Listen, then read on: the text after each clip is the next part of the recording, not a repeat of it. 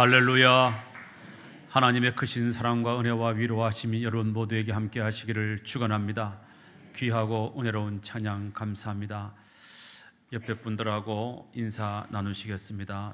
저를 보지 마시고 옆에 분을 보시라고요. 옆에 분을 보시고 인사하시겠습니다. 혹시라도 저 때문에 마음이 상하셨다면 죄송합니다. 잘못했습니다. 다시는 안 그러겠습니다. 용서하십시오. 권사님, 옆에 분 보지 말고 옆에 계시는 영감님 보시고 하셔야지. 예, 우리는 살다 보면 서로 실수하고 잘못하고 그래서 상처를 나도 모르게 줘요. 그래서 우리가 이렇게 예배 시간이라도 와서 목사님한테 등이 떠밀려서라도 혹시라도 나 때문에 마음 상했다면 죄송합니다. 용서하세요. 이렇게 하면 마음이 서로 풀리지 않겠어요? 예, 한 번 더 하시겠습니다. 안 하시는 분이 계시기 때문에 하는 거예요. 자, 옆에 분들 보시면서 혹시라도 나 때문에 마음 상했다면 죄송합니다. 용서해 주세요. 다시는 안 그러겠습니다. 할렐루야. 질문하겠습니다. 손 드시면 안 돼요. 마음으로 대답하시면 됩니다. 나는 지난 며칠 동안 또는 몇 주 동안 감사보다 불평이 많았다. 아니다. 나는 그래도 불평보다는 감사가 많았다. 마음의 손을 드시면 됩니다. 두 번째 질문. 앞으로 나는 남은 생애를 감사하면서 살고 싶다. 아니다. 기왕에 이렇게 된 것 나는 끝까지 불평하며 살다가 그냥 죽을란다. 손 드셨어요? 마음의 손을? 네.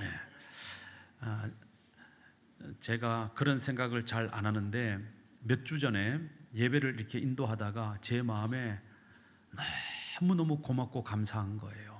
누가?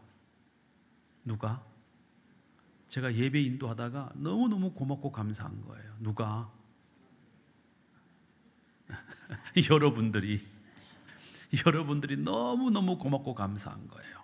왜냐하면 제가 무슨 뛰어난 설교가도 아니고 뭐 원빈같이 제가 뭐 잘생긴 것도 아니고 그렇다고 무슨 유재석처럼 말을 재밌게 하는 것도 아니고 세상에 훌륭한 목사님 많이 계시고 재미있는 사람 많고 여러분들 갈 때 많은데 그래도 주일날 아침에 하나님께 예배 드리러 와서 김종화 목사 설교 듣겠다고 아주 초롱초롱한 눈빛으로 저를 바라보고 계시는 게 너무너무 고맙고 감사하더라고요. 그래서 제가 예배를 마치고 제 방에 들어가서 저희 집사람한테 그렇게 말을 했어요. 여보, 우리 성도님들이 너무 감사하다. 너무 감사하다. 어떻게 주일마다 이 부족한 종의 설교를 듣겠노라고 이렇게 교회를 찾아오시나. 그거 생각하면 너무너무 감사하다. 그렇게 고백한 적이 있습니다. 여러분 너무너무 고맙고 감사합니다. 제가 여러분들한테 절을 하고 싶은데 가운을 입어서 그렇게 할 수가 없으니 제가 목례로 감사의 인사를 한번 오늘 드릴까 합니다. 여러분 감사합니다.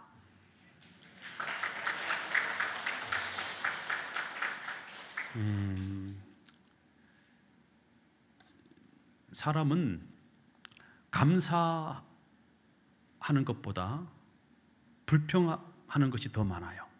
맞아요? 틀려요? 여러분들 가만히 한번 자기 자신을 생각해 보세요.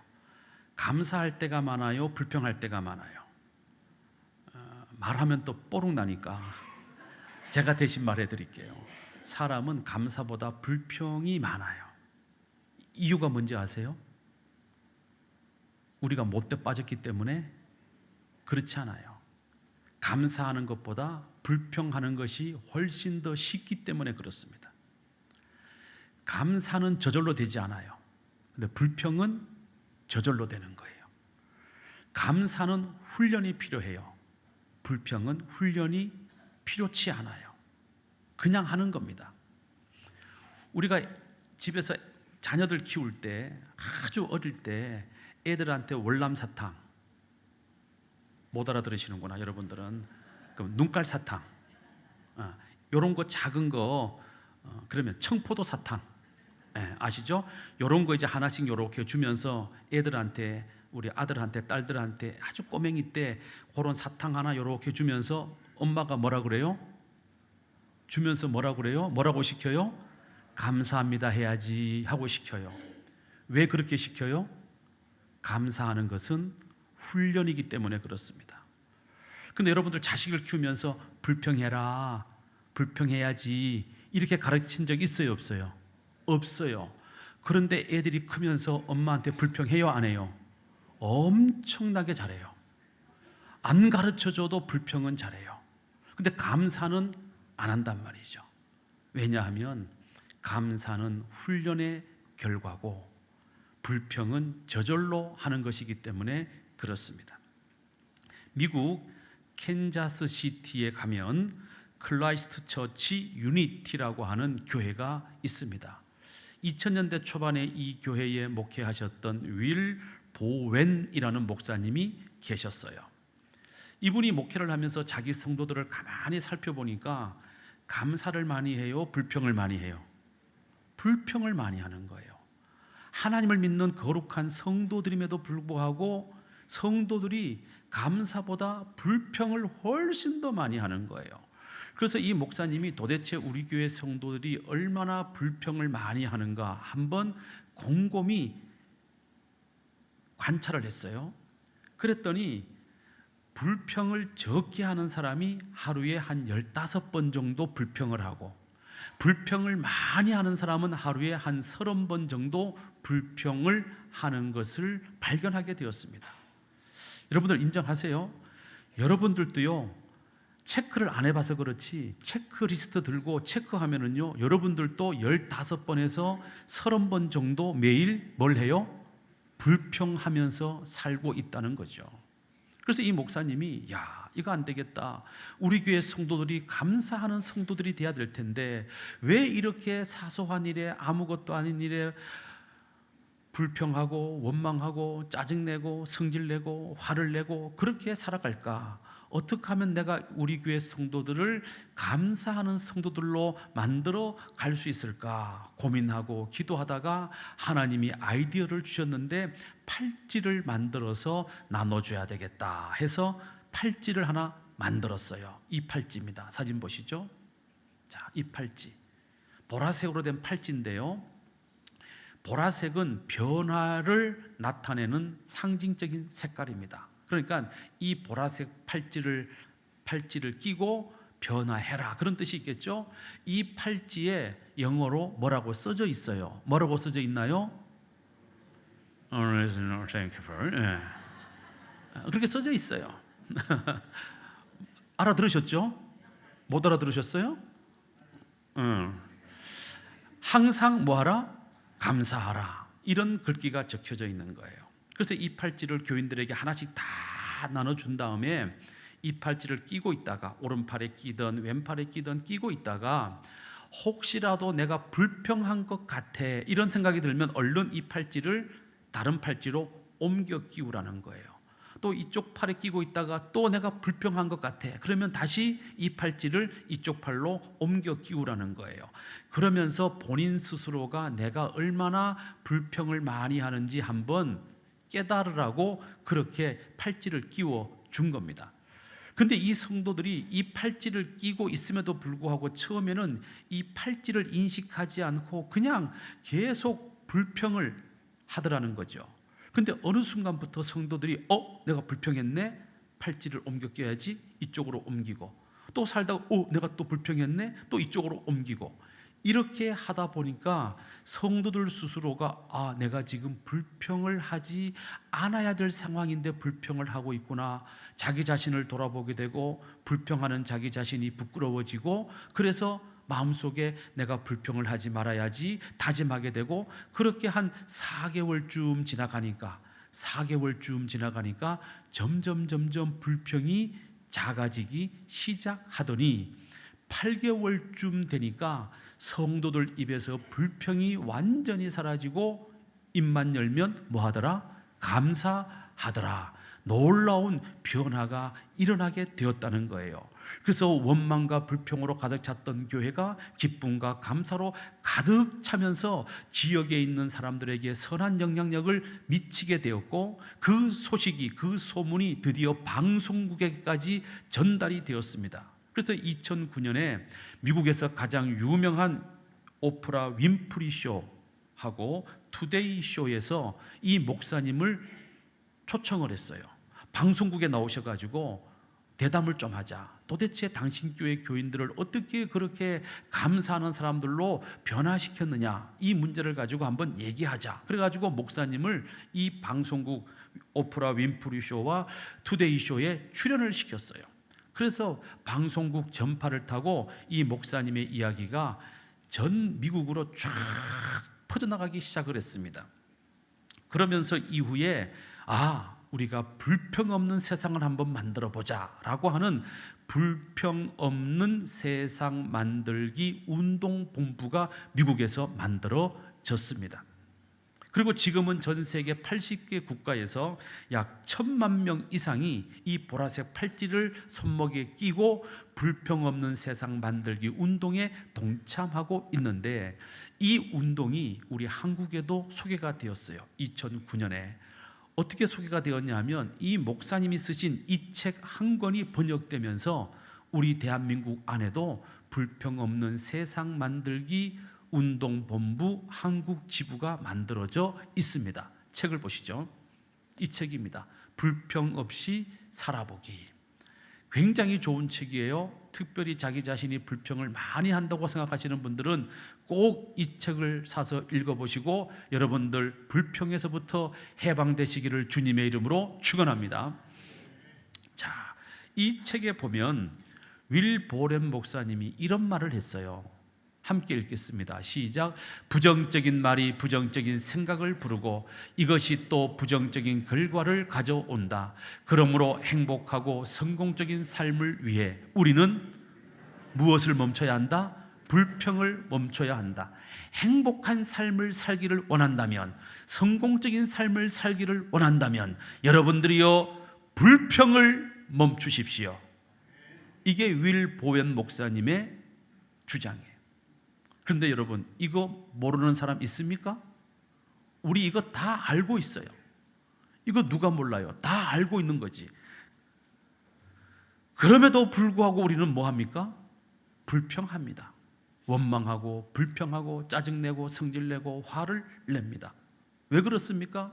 사는 게 힘들어서, 돈이 없어서, 하는 일이 안 돼서 그럴 수도 있습니다. 그러나 그보다 더 근본적인 원인이 있는데, 그것은 바로 나도 모르게 우리에게 불평하는 습관이 있기 때문에 불평하는 겁니다. 불평하는 것은요, 습관이에요. 불평하는 습관이 들어있는 사람은 아무것도 아닌 일에 투덜투덜 불평합니다. 자, 그렇다면 불평하는 것이 습관이라면 감사하는 것도 뭐라는 거예요? 습관이라는 거예요. 감사하는 습관이 있는 사람은 늘 감사해요. 상황이 나빠도, 조건이 나빠도, 마음에 안 들어도 감사의 습관이 있는 사람은 감사하는 것입니다. 오늘 본문 말씀 한 번 더 올려주세요. 오늘 본문 말씀은 하나님께서 사도 바울을 통하여 골로새 교회 교인들에게 말씀하시는 내용입니다. 함께 읽겠습니다. 시작. 기도를 계속하고 기도에 감사함으로 깨어 있으라. 뭘 계속하고? 기도를 계속하고. 그래서 기도함으로, 감사함으로 깨어 있는 사람이 되라는 것이죠. 자, 이 말씀을요 그냥 한마디로 줄이면 불평할 시간에 기도해라, 이 말씀이에요. 여러분, 우리가 불평을 많이 합니까? 기도를 많이 합니까? 예수 믿는 여러분들이시여, 기도를 많이 하시나요? 불평을 많이 하시나요? 저한테 얘기하실 필요는 없어요. 하나님께 고백하시면 됩니다. 저도 그렇습니다. 기도보다 불평이 많아요. 왜 그렇습니까? 왜 우리는 기도보다 불평을 많이 할까요? 예수를 믿어도 내가 하는 일이나 내가 다니고 있는 직장이나 내가 하는 사업이나 내가 몸담고 있는 단체나 내가 만나는 사람이나 심지어 한 몸이라고 고백하는 내 아내나 남편이나 심지어 나를 낳아주신 부모님이나 내 몸을 통해서 낳은 내 아들, 딸들도 때로는 내 마음에 들지 않을 때가 있기 때문에 우리는 불평하는 거죠. 그러나 그럼에도 불구하고 마음에 들지 않는 일이 많음에도 불구하고 그 사람이 내 마음에 들지 않음에도 불구하고 그럼에도 불구하고 불평하지 말아야지 라고 깨어있는 사람은 불평하지 않으려고 노력하게 되고 불평 대신 기도하려고 노력하게 됩니다. 그래서 오늘 본문 말씀은 깨어있으라 라고 말씀하고 있는 것이죠.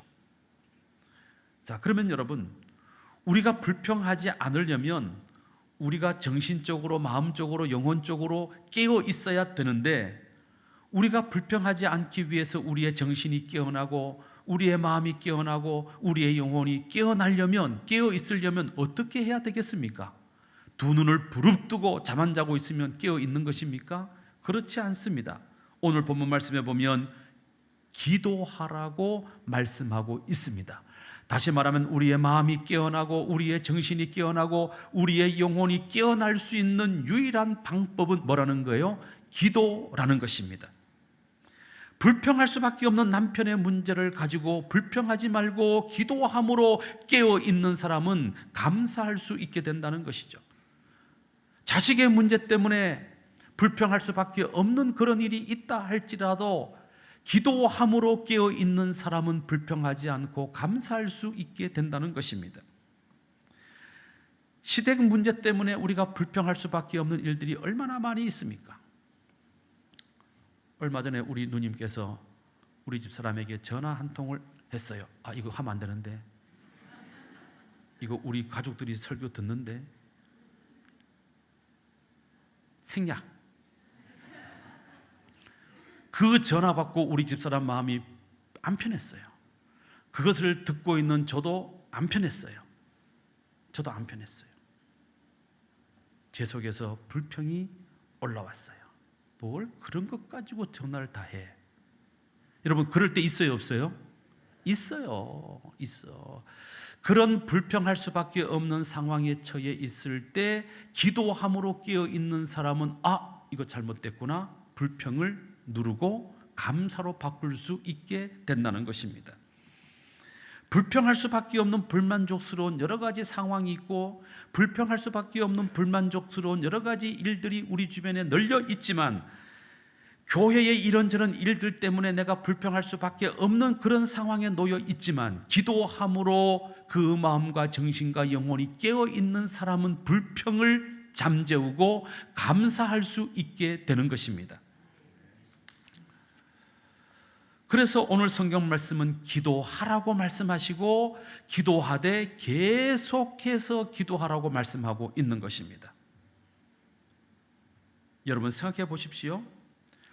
계속해서 기도하고 있는데 언제 불평할 시간이 있겠습니까? 우리가 입술로 기도하든 우리가 마음으로 기도하든 우리가 속으로 기도하든 계속해서 기도하게 되면 언제 우리가 불평할 틈이 있겠냐는 것입니다. 문제는 무엇입니까? 우리가 그렇게 계속해서 기도하지 못한다는 데 문제가 있는 것이죠. 다시 한번 말씀을 올려주세요. 본문 말씀, 여기에 기도를 계속하고 할 때 계속하고라는 이 단어에 여러분들 성경책에 밑줄을 쫙 그시고 별표 2개 당구장 표시해 주시기를 바랍니다. 굉장히 중요한 단어예요. 여기에 계속하고라는 이 단어는 헬라어로 프로스카르테레오라고 써져 있어요. 프로스카르테레오. 시작. 프로스카르테레오. 성경책에 좀 받아 좀 써주시면 너무너무 고맙고 감사하겠습니다. 프로스카르테레오라고 써요.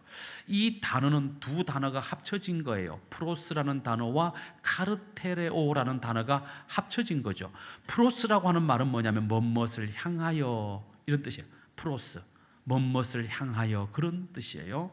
그다음에 카르테레오라는 이 단어의 뜻은 굳세게 버티다, 지속적으로 버티다, 계속해서 끈기 있게 변함없이 끈질기게 힘쓰다, 그런 뜻이 있는 거예요.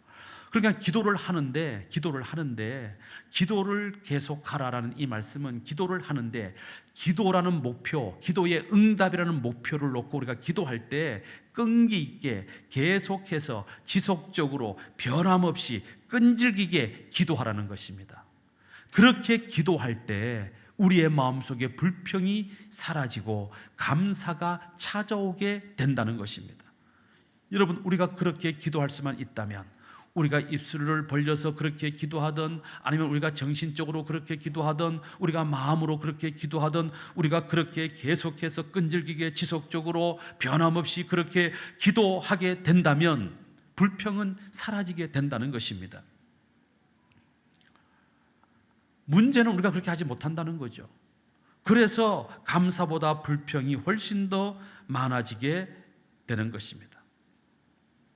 여러분, 우리가 입술을 벌려 기도하든 마음으로 기도하든 우리가 계속해서 기도하다 보게 되면 불평할 틈이 사라지게 되고, 그렇게 기도하는 동안에 내가 불평스럽게 여겼던 그 문제가 해결되어지고, 내가 불평할 수밖에 없던 사람과의 관계의 문제도 해결되어지게 되고, 죄도 짓지 않게 되고, 그래서 감사와 기쁨이 넘치는 인생으로 우리의 삶이 변화되어지는 것입니다. 성경에 나오는 인물 가운데 이렇게 했던 가장 유명한 두 사람이 있죠. 한 사람은 다윗이고 한 사람은 다니엘이라는 사람입니다. 여러분, 다윗을 잘 알고 계시지 않습니까? 다윗은 자기를 죽이려고 하는 사울 왕 때문에 10몇 년 동안, 적게는 13년, 길게는 15년 이상을 광야를 도망다니며 살았던 사람이었습니다. 사울 왕이 누굽니까? 다윗을 죽이려고 했던 그 사울 왕이 누굽니까? 다윗의 장인 어른이에요. 장인 어른. 아니, 장인 어른이 사위를 도와줘도 시원찮을 판에 장인 어른이 사위를 죽이려고 쫓아다녀요. 그것도 1년도 아니고 2년도 아니고 10년, 13년, 15년 이상을 쫓아다녀요.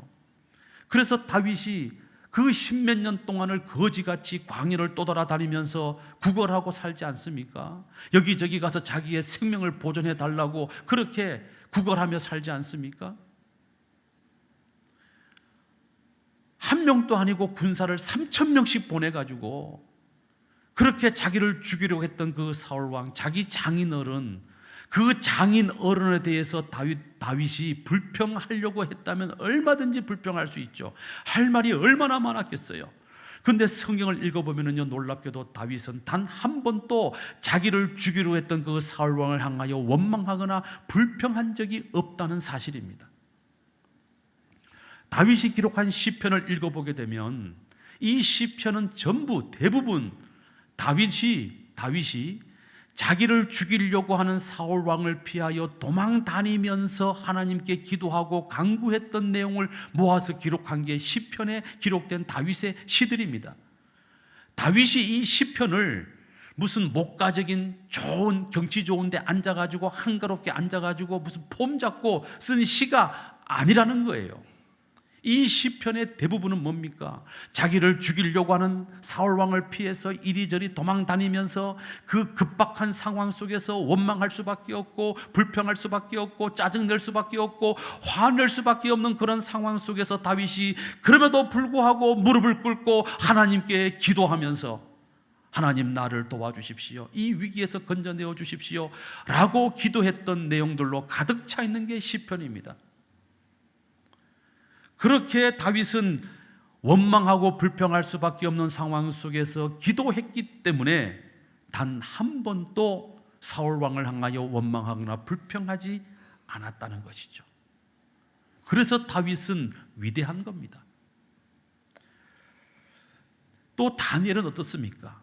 다니엘은 나라가 망해가지고 바벨론에 의해서 포로가 되어 바벨론으로 끌려간 어린 소년이었습니다. 여러분, 생각해 보십시오. 학자들의 연구에 의하면 포로가 되어 다니엘이 끌려갈 때 나이는 많게 보면 16, 적게 보면 15살쯤 됐다고 그래요. 그 어린 소년이 포로가 되어서 이역만리 머나먼 타국에 끌려간 거예요. 포로가 아니고 엄밀히 말하면 인질이죠. 인질이 되어서 끌려간 거예요. 그러니 다니엘이 자신이 포로가 되어 인질이 되어 끌려간 그것만으로도 얼마나 원망을 해야 되겠습니까? 얼마나 불평을 해야 되겠습니까? 뿐만 아니라 다니엘은 바벨론에 끌려가서 3년 동안 원치 않는 교육을 받습니다. 바벨론식 교육을 받고 바벨론의 언어를 배우고 바벨론의 문화를 배우고 바벨론의 역사를 배우고 바벨론의 종교를 배우고 심지어 음식도 바벨론 음식을 먹어야 되었고 심지어 바벨론식으로 머리를 강제적으로 깎아야만 됐어요. 여러분, 머리가 깎인다는 것은요 얼마나 수치스러운 일인지 몰라요.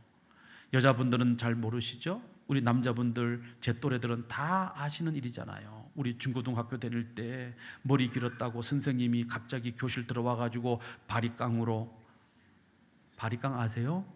바리깡으로 고속도로를 여기서부터 여기까지 쫙, 제가 화가 나가지고 안 깎았어요. 이렇게 밀었어. 안 깎았어요. 그랬더니 그 다음 주에 또 선생님이 들어오시더니 옆에다가 한 줄 더 내주셨어요. 2줄 내주시더라고요. 얼마나 수치스럽고 창피한지 몰라요. 근데 다니엘은요 자기가 깎은 게 아니에요. 바벨론 사람들이 이제 유대인의 머리 하지 말고 바벨론식 머리 해야 된다, 강제로 깎아버린 거예요. 옷도 유대인의 정통 의상이 있는데 그 옷 확 벗겨버리고 바벨론식 옷을 입혔어요. 심지어 그 이름도 하나님은 나의 재판관이라는 그 좋은 다니엘이라는 이름을 버리게 하고 벨드사살이라고 하는 이방인의 이름으로 창시 개명해버렸습니다. 여러분, 내 이름을 다른 사람이 함부로 바꾼다? 엄청난 모독이고 모욕이고 우라통 터지는 일이죠. 우리 민족은 이런 부끄러움을 겪지 않았습니까? 일제시대 때 일본 놈들이, 아이고 이러면 안 되는데 설교 시간에 죄송합니다. 일제시대 때 일본 사람들이 우리 한국 사람들 이름을 강제적으로 어떻게 합니까? 바꿔버렸어요. 창시 개명했어요. 얼마나 수치스러운 일입니까? 그런 수치를 당했어요. 뿐만 아니라 종교적으로 나는 하나님 외에 그 누구에게도 절할 수 없다는 이 믿음을 지키려고 했다가 다니엘은 혹독한 고난을 당합니다. 그런 어려운 환경 속에서 다니엘이 그럼에도 불구하고 열심히 노력해서 그 나라의 총리의 자리에까지 오르지만 수많은 정적들의 시기와 질투와 미움과 투소로 인해서 결국은 총리의 자리가 위태로워지고 심지어는 마음 편히 살 수 없는 지경에까지 이르게 됩니다. 그렇게 온갖 서러움과 온갖 시기와 질투와 미움 속에서 살아오면서 이 다니엘이 70살, 80살까지 살면서 얼마나 원망하고 불평할 일이 많았겠습니까? 그런데 놀랍게도 다니엘서 6장 10절에 보면 이렇게 기록되어 있습니다. 함께 읽겠습니다. 시작. 전에 하던 대로 하루 3번씩 무릎을 꿇고 기도하며 그의 하나님께 뭐하였더라? 감사하였더라. 여러분, 지금 다니엘이 감사할 조건이 하나라도 있습니까? 감사할 일이 많습니까? 아니요. 온통 원망하고 불평한 일들밖에는 없습니다. 자기가 총리가 된 것, 그것 외에는 감사할 일이 하나도 없는 사람이에요. 그럼에도 불구하고 다니엘이 하나님께 감사할 수 있었던 이유가 바로 무엇입니까? 전에 하던 대로 뭐 했다는 거예요? 기도했다는 거예요. 전에 하던 대로 기도했더니 원망할 수밖에 없고 불평할 수밖에 없는 그런 상황 속에서도 다니엘은 하나님께 감사할 수 있게 되었다는 것입니다. 다니엘이 불평하지 않았던 결정적인 이유, 그것은 그가 하루에 3번씩 하나님께 무릎을 꿇고 기도했던 그 거룩한 습관이 그로 하여금 불평을 버리고 원망을 버리고 감사할 수 있게 만들었다는 사실입니다. 불평하는 습관을 가진 사람은 불평하지 않아도 될 상황 속에서도 불평하게 합니다. 왜냐하면 전에 하던 대로 습관이 그렇게 되어 있기 때문에 그렇습니다. 그러나 반대로 다윗처럼 다니엘처럼 불평해도 될 만한 상황 속에 있음에도 불구하고 감사하는 사람, 기도하는 사람은 전에 하던 대로 기도하는 습관이 되어 있기 때문에, 전에 하던 대로 감사하던 습관이 있기 때문에 기도하고 감사하게 되는 것입니다. 그렇다면 사랑하는 우리 성도 여러분, 여러분들은 어떤 습관을 가지고 계십니까? 불평하는 습관을 가지고 계십니까? 아니면 감사하는 습관을 가지고 계십니까? 여러분 자신에게 한번 진지하게 물어보시기를 바랍니다. 잘 모르시겠어요? 그러면 옆에 분한테 물어보시면 정확하게 대답해 주실 거예요. 옆에 분한테 물어보세요.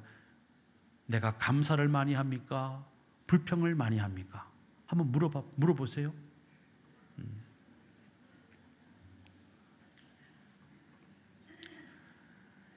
잘 모르시겠어요? 더 쉬운 거 알려드릴까요?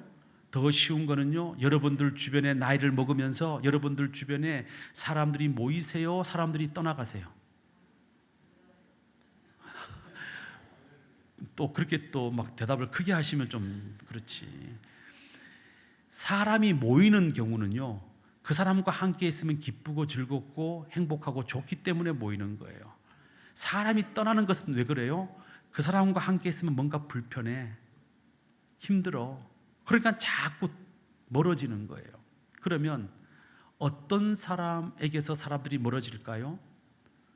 감사하는 사람에게서 멀어질까요? 불평하는 사람에게서 멀어질까요?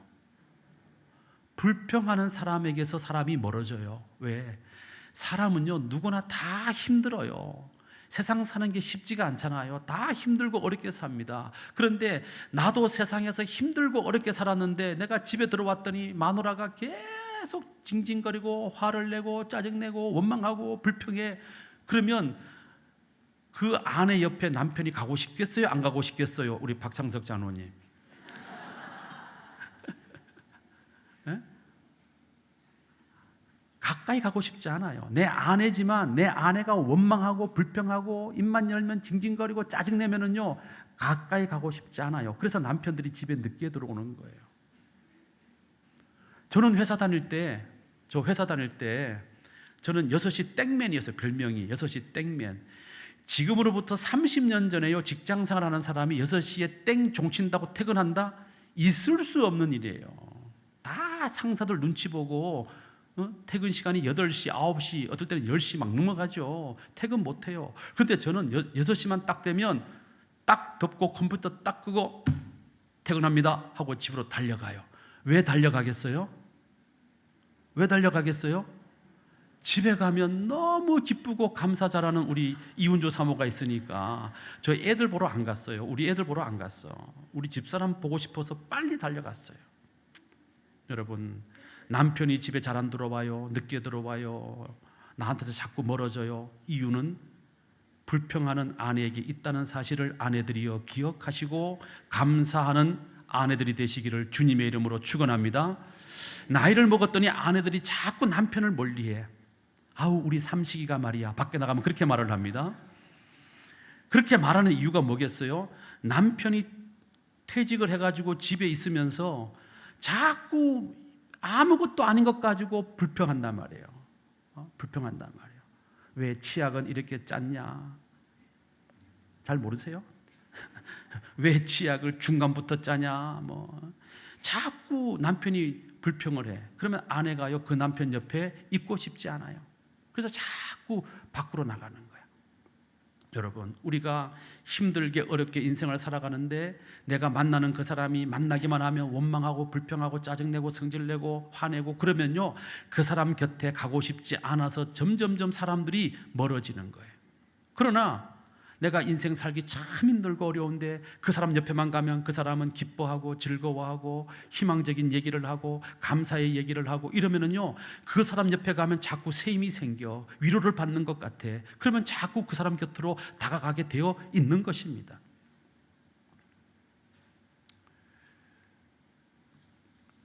중요한 것은 무엇입니까? 사람은 습관대로 말하고 습관대로 행동한다는 것입니다. 그래서 불평하는 습관이 몸에 배인 사람은 똑같은 일을 가지고 불평하고, 기도하는 습관을 가진 사람은 똑같은 일을 놓고 짜증내지 않고 원망하지 않고 감사하며 기도한다는 것입니다. 사랑하는 성도 여러분, 어떤 불만족스러운 일이 생겼을 때, 어떤 불평할 수밖에 없는 일이 생겼을 때 여러분들 원망하고 불평한다고 해서 그 일이 잘 해결됩니까? 그렇지 않습니다. 만약에 우리가 원망하기 때문에, 불평하기 때문에 그 일이 잘 해결될 수 있다면 분명히 성경에 성도들이여 원망하라, 성도들이여 불평하라 이렇게 기록되어 있을 거예요. 그러나 우리가 아무리 원망해도 아무리 불평해도 인생은 달라지는 것이 없고 잘될 일이 하나도 없기 때문에 하나님은 이 성경 말씀 속에 성도들이여 원망하라, 불평하라는 말씀을 기록해 놓지 않으신 것입니다. 감사하는 것이 너무나 좋은 일이기 때문에 하나님은 성경책 구석구석에 성도들이여 감사하라, 감사하라, 감사하라고 말씀하고 있는 것입니다. 그러므로 여러분, 원망스럽고 불평스러울 때, 화가 나고 짜증이 날 때 여러분 기도하시기를 바랍니다. 한 번만 기도하지 말고 오늘 본문 말씀에 나오는 것처럼 계속해서 프로스 카르테레오, 계속해서 끈질기게 쉬지 않고 기도하시기를 바랍니다. 기도하다 보면 원망했던 마음이 누그러지고, 기도하다 보면 불평했던 입술이 잠잠해지고, 기도하다 보게 되면 불평스러웠던, 불만족스러웠던 상황이 개선되어지고, 기도하다 보면 나에게 화를 내게끔 만들었던 그 사람과의 관계가 해결되는 일이 일어나게 되고, 우리가 기도하다 보게 되면 원망스러웠던 일이 변하여 감사할 수 있는 일로 바뀌는 놀라운 기적이 일어나게 될 줄로 믿으시기를 주님의 이름으로 축원합니다. 그러므로 여러분 살다가 부모님이 원망스러울 때 부모님을 향하여 원망하지 말고 그 부모님을 가슴에 품고 기도하는 여러분들 되시기를 바랍니다. 남편 때문에, 아내 때문에 원망스럽고 불평스럽고 짜증이 나고 화가 날 때 여러분 그 남편과 아내를 향하여 원망하지 말고 불평하지 말고 그 아내와 남편을 가슴에 품고 기도의 자리에서 기도하는 여러분들 되시기를 바랍니다.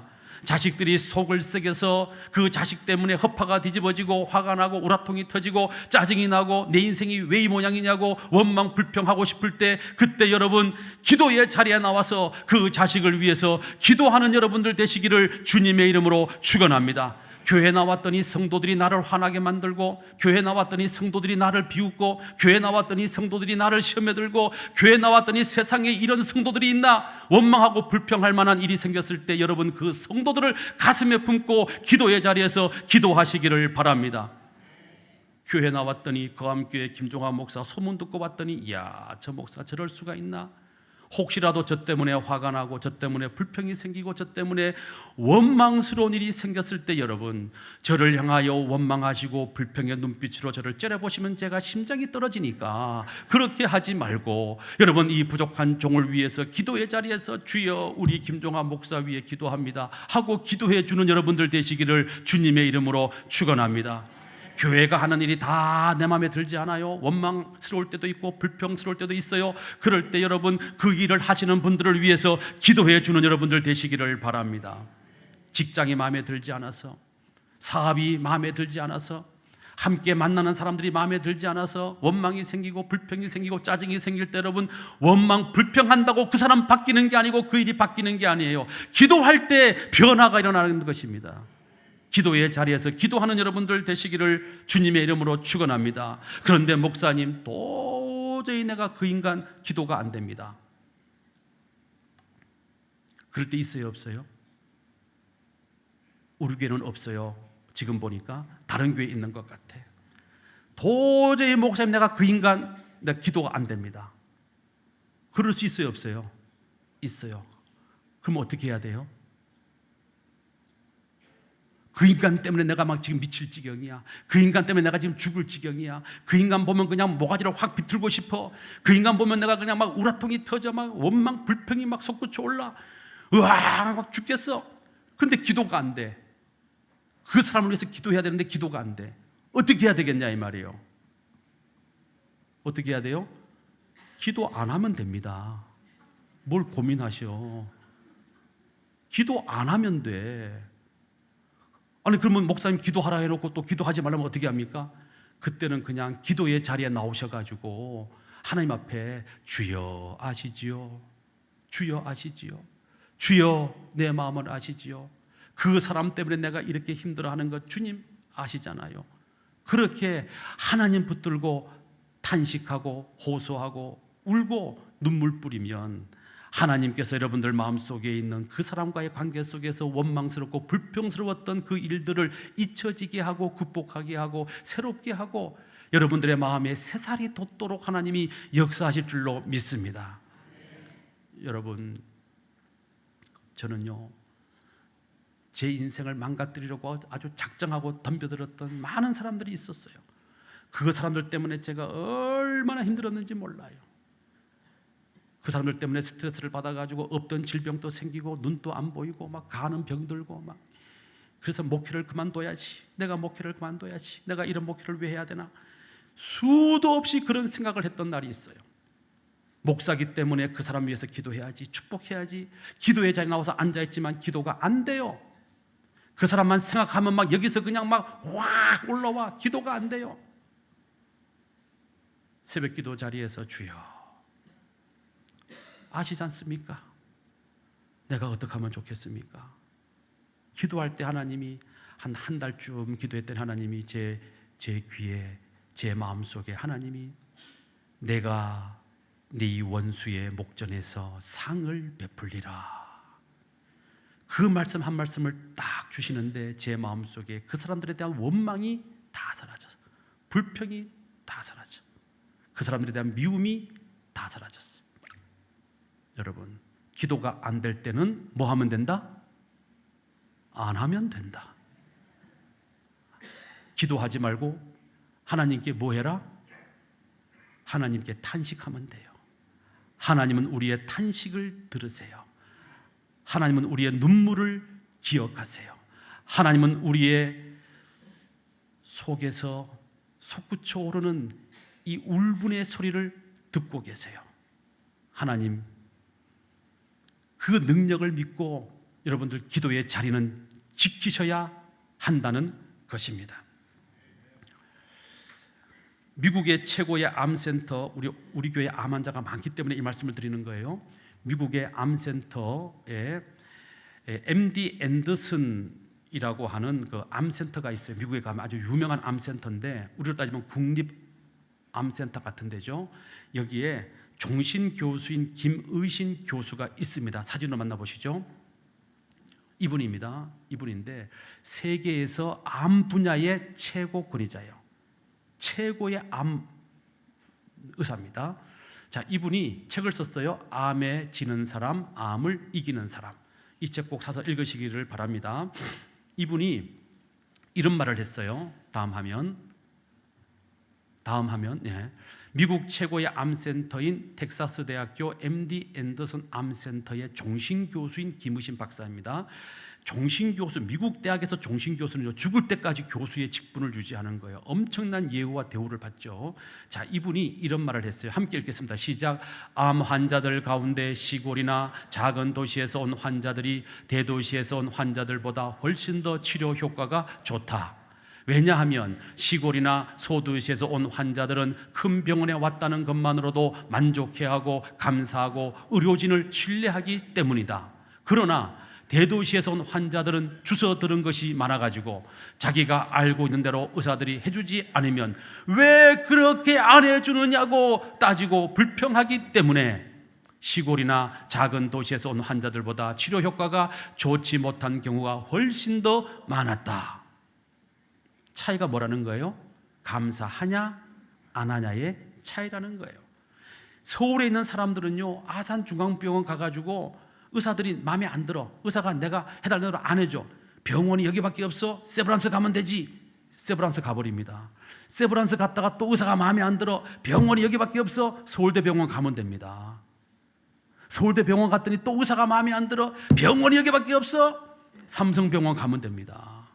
근데 저 시골 사는 사람들은요, 암에 걸렸는데, 죽을 병에 걸렸는데 몇 달, 몇 개월을 기다려가지고 아산중앙병원에 딱 들어오는 순간에 병이 다 낫는 것 같아. 왜? 아산중앙병원에 온 것만으로도 마음이 푸근해져. 그래서 의사가 시키는 대로 다 해. 그래서 시골에서 온 사람들은요, 병도 빨리 고침을 받아. 근데 도시에 사는 사람들은 들은 게 많아가지고 세브란스 병원 가면 이렇게 해준다는데, 삼성병원 가면 이렇게 해준다는데 왜 이 병원 이렇게 안 합니까? 저렇게 합니까? 이러면서 의사들하고 싸워. 여러분, 학교 가면 선생님 말씀 잘 듣고, 병원 가면 의사 선생님 말씀 잘 듣고, 교회 오면 목사님 말씀 잘 듣고, 할렐루야. 그게 사는 길입니다. 암이든 어떤 질병이든 불평은 아무런 치료의 효과가 없어요. 감사는 치료의 효과가 있다는 사실입니다. 하나님도 불평하는 사람을 좋아하시지 않습니다. 그래서 성경에 불평해라 하는 말씀이 하나도 없는 것입니다. 그러므로 우리 성도 여러분, 우리의 마음의 밭에 불평이라는 잡초가 자라나지 못하도록 끊임없이 쉬지 말고 계속해서 기도의 정기질을 멈추지 않는 여러분들 되시기를 주님의 이름으로 축원합니다. 다음 주일은 맥주 감사 주일입니다. 유대교 신학자인 몬테피오레는 이렇게 말했습니다. 함께 읽겠습니다. 시작. 생각하고 감사하라. Think and thank. 생각하고 감사하라. 지난 6개월 동안 하나님께로부터 받은 은혜가 무엇인지, 감사할 일이 무엇인지를 생각하면 감사할 수밖에 없다는 사실입니다.